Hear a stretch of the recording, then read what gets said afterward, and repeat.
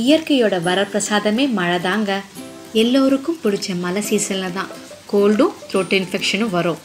கற்பூரவல்லியும் தூதுவளையும் சேர்த்து கொதிக்க வச்சு ஒரு இஞ்சி தட்டி 4 மிளகை போட்டு கருப்பட்டி கலந்து குடித்தோம்னா த்ரோட் இன்ஃபெக்ஷனும் கோல்டும் பறந்து போயிடும்.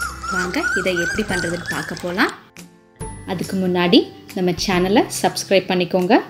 பக்கத்தில் இருக்க பெல் பட்டனை ப்ரெஸ் பண்ணி கூடவே ஆல்ட்ரு ஆப்ஷனையும் செலக்ட் பண்ணிக்கோங்க. இந்த செடிக்கு பேர் தான் கற்பூரவல்லி. இதை ஓமவல்லின்னு சொல்லுவாங்க. நாள்பட்ட சளியை வெளியே கொண்டு வரதுல சிறந்த மூலிகை இந்த கற்பூரவல்லி தான்.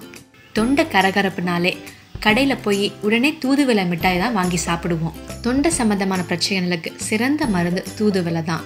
15 கற்பூரவல்லி இலையும் 10 தூதுவளை இலையும் கட் பண்ணி கழுவி எடுத்து வச்சுக்குவோம். ஒரு சின்ன துண்டு இஞ்சி தட்டி வச்சுக்குவோம். ஒரு பாத்திரத்தை எடுத்து 2 கப் தண்ணி ஊற்றிக்குவோம். 15 கற்பூரவல்லி இலை 10 தூதுவளை இலை சேர்த்துக்குவோம். தட்டி போட்ட ஒரு துண்டு இஞ்சி 5 மிளகையும் சேர்த்துக்குவோம். நல்லா கொதிக்கட்டும்.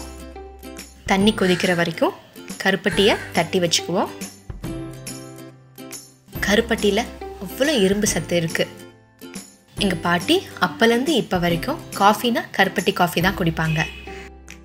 தண்ணி கலர் மாறிடுச்சு. 4 டேபிள் ஸ்பூன் கருப்பட்டியை ஆட் பண்ணிடுவோம்.